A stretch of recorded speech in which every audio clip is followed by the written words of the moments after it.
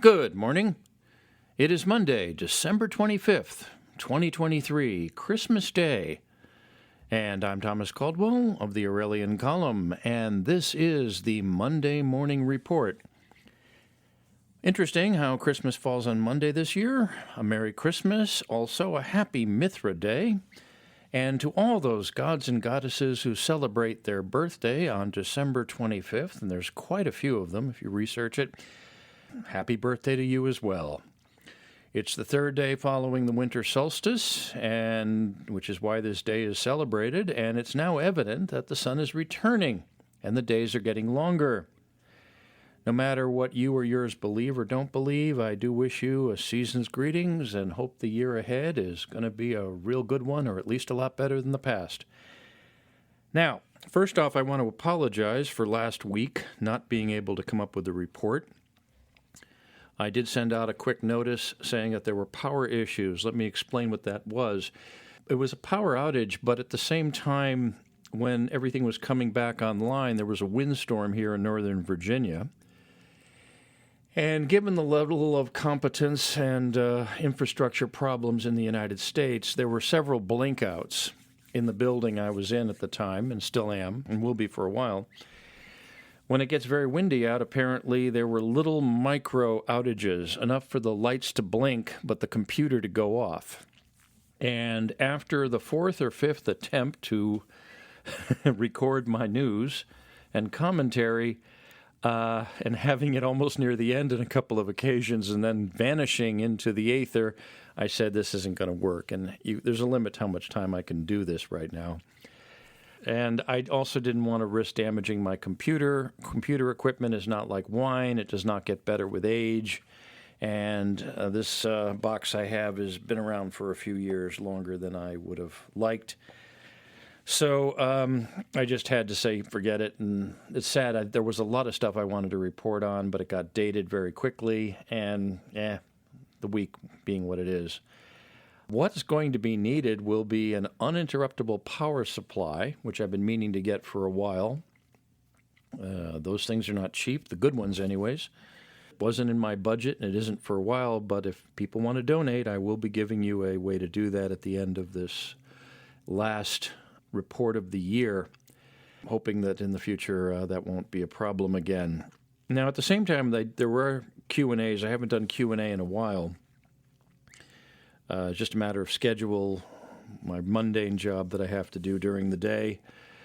But one question I wanted to answer is, why don't you get into the same, they basically are asking, why don't you just do a whole bunch of news and commentary like everyone else is doing? And I don't want to do that because there's plenty of good sources out there, and just dogpiling on to how messed up everything is and how stupid the people in power are. There's plenty of people that are doing that, and they're doing that very well. I wanted to put a different spin on things and point out things that need to be looked at and thought about. I did do conventional news for many years. I was a correspondent back in the 90s, as everybody knows who listens to me regularly. But I just don't want to add to the report how screwed up everything is report. I'm more interested in coming up with possible solutions, which you'll be hearing about in this particular broadcast, at least a couple of ideas. We all know everything's a mess out there. So let me talk about the big story of 2023, which is the Israeli-Gaza war, what I call the Israeli-Gaza war. Some people are calling it the Israeli-Hamas war. If that was accurate, it would have to be something like the Netanyahu faction Hamas war. I think it's two political entities that are at each other. And I don't want to give the impression I'm taking sides on this, because I really am not. Although this particular round was started by Hamas, who are monsters. Okay, they're not nice guys, and anybody who thinks that is rather foolish. The Israelis have a lot of their problems as well. But I think this is a good example of why foreign aid is such an evil, evil thing. Let me give you an analogy here. Let's say you have two ethnic groups in your neighborhood, and here in Northern Virginia, we got a lot of neighborhoods like that, and both these ethnic groups hate each other for religious reasons or the reasons that their ancestors did something to the other's ancestors or something like that that many of us who are rational find kind of ridiculous. Okay, but they still have to feed themselves, clothe themselves, pay their rent, etc. Now, what if for some reason the local government thought, well, why don't we just subsidize their neighborhoods, pay them money so they don't have to work, so they can just focus on making peace? Well, I guarantee you they won't. And that's what's gone on with foreign aid with Israel and with Gaza. If they didn't have all the billions that have been poured into both countries, and Israel gets a lot of foreign aid from the United States and elsewhere, a lot. Gaza has too. But look what countries have done with it. I mean, Israel's done better with it. They've built up a pretty decent country with their foreign aid, although it does give them a cushion so they don't really have to cut deals with their neighbors as readily because they can depend on the United States. The Hamas people have taken their money, and instead of turning the Gaza Strip into what could have been a Singapore or a Hong Kong or some sort of tax haven or some sort of thriving metropolis, they decided to build tunnels and rockets and go after the local Arab countries are not going to help the Palestinians. They don't even like the Palestinians in spite of what people are saying. The only solution you're going to have is not if you pour in more money or bring in the United States or United Nations, or bring in peacekeepers. It just cut them off. And then they're going to have to, we don't have billions of dollars coming from the U.S. or Saudi Arabia or wherever. We're going to have to earn our money. We're going to have to focus on building our economy, building our educational infrastructure, not wasting money on each other in warfare. I mean, it's just so obvious. The United States has, if you ask me, criminally sponsored so many countries over so many decades, especially since World War II, to our detriment. The reason I had my outage last week was because our infrastructure is really decaying in this country. Windstorms cause micro outages. But we're spending billions and trillions of money we don't have on these foreign countries that are using it to finance killing each other. Look at all the countries that are at war and look where they get their money from. If you cut it off, well, they're going to have to say, we better think about food. We better think about ways to better ourselves or clothe ourselves or build shelters. They're not going to be building tunnels and making rockets, and they're not going to be buying massive weapon systems like the Israelis do. It forces people to be civilized when they have to look at the basics of necessity. Foreign aid is nothing more than welfare on a national scale, and it has to stop because we're not financing anything good. We're financing something really bad. There's a lot of dead men, women, and children in Israel and especially Gaza these days because of foreign aid. And try to tell me I'm not right in that. Countries have to fend for themselves because it makes them stronger and it makes them viable. I'm not aware of the United States, when it was established in the early days, getting massive amounts of foreign aid. It got foreign financing, but it didn't have people from England pouring in money. It was earned. Now, that being said, I was contacted by a friend who was asking me about what he thinks about how the U.S. will go. A lot of people are already writing the obituary to the United States, which I find a bit disturbing, but people have to have hobbies, I guess. And I was asked a hypothetical. It said, if the U.S. goes down, what would set it off? Now, massive empires like the United States don't die easy. When I was in high school in the late 1970s, what is now called prepping was starting up, and it was called survivalism, where people were stockpiling food for when everything was going to collapse or when Ronald Reagan was going to start a nuclear war with the Soviet Union. Books being written about how to survive when Wall Street is no more. Countries don't die that easily, empires especially. But what would set it off? And, I got to thinking, And I think it's going to be something to do with traffic. Let me explain. In my part of Northern Virginia, it's now heavily populated, not with immigrants, but with what I call invader immigrants. We have a massive amount of illegals that have come in over the border down south or in through airplanes, believe it or not. And these are people that are not the best immigrants. Traditionally, we were very careful about who we brought into this country. Now we're taking anybody who just crosses the border. And it's not going to go well. And I'm already seeing that. I've noticed over the last couple of years, ever since Donald Trump left office, the amount of moving violations, of people running red lights and stop signs, and people tailgating and screaming and looking in the rearview mirror, and obviously they're quite new to this country. When you see third world style driving habits here in the United States being the way things are done, it's going to destroy our transportation system. Really.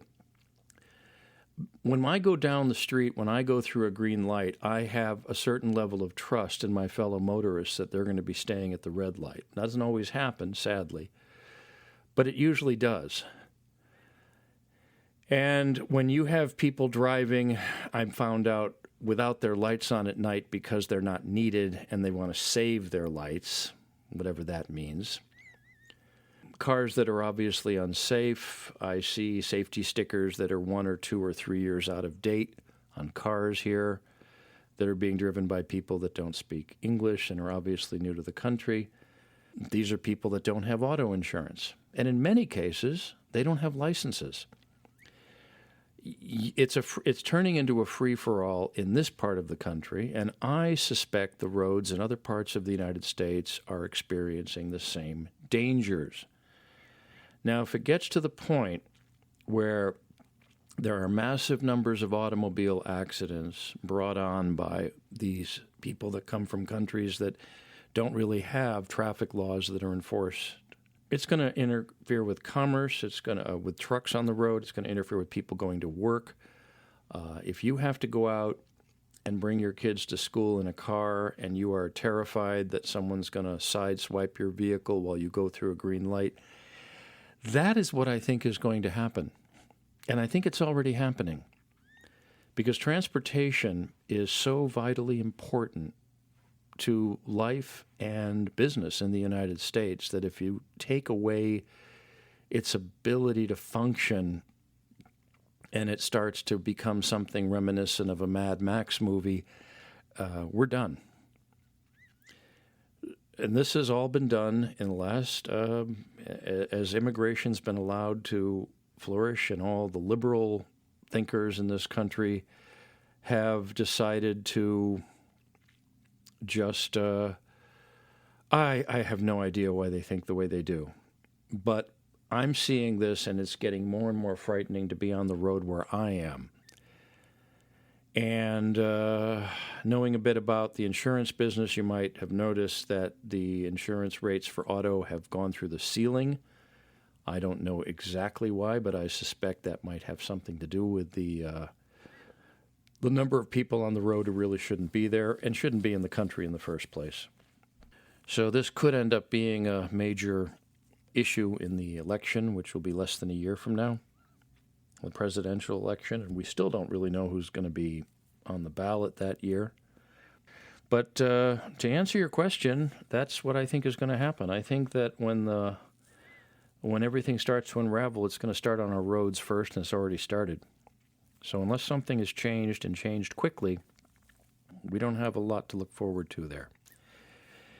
Now, another thing I'm going to mention at this end of the year, final of 2023 report, is the real danger in our world. Now, you keep hearing about climate change and viruses and COVID coming back and vaccines and on and on. There's so many dangers in our world. But there's one that is not mentioned, in my view, with as much urgency as it should be. And that is artificial intelligence, AI. Now, there's already a lot of jobs that are being threatened by this. There's graphic artists. who have lost work because of artificial intelligence drawing better than they have. I've seen poetry. I've seen stories being written. I've seen ads in business coming up saying, utilize AI for your business. There's also a lot of abuse, which is funny. Meme, I think it's called, I'm not going to say where you find this because I don't want to see it go away. But subversive AI is a very common thing where people will put very politically incorrect images together and create very offensive in some cases and sometimes very humorous images that no professional artist would ever sit down and draw. It's the way of humans to take technology and instead of making the world a better place with it, find ways to abuse it. I was a beta tester back in the when the World Wide Web came out in the early 1990s. I was using Netscape before it was released 1.0, if anyone remembers that. And we all naively thought back then, we'll be sharing information, we'll be discussing things with each other, the world is going to come together and people are going to get more educated. Now it's, pornography, people becoming young women becoming porn stars in their living rooms and making a lot of money and ruining their lives in the long term, worshiping of cats, trafficking of children. Yeah, it's the internet's not turned out to be what it was supposed to be. And I doubt AI is as well. The school of thought that is being addressed, and one that I subscribe to, is that humanity is not going to get anywhere unless we focus on our own development. And I don't mean our own technology, our own development. The best analogy is the science fiction novel series Dune by Frank Herbert and followed up by his son Brian.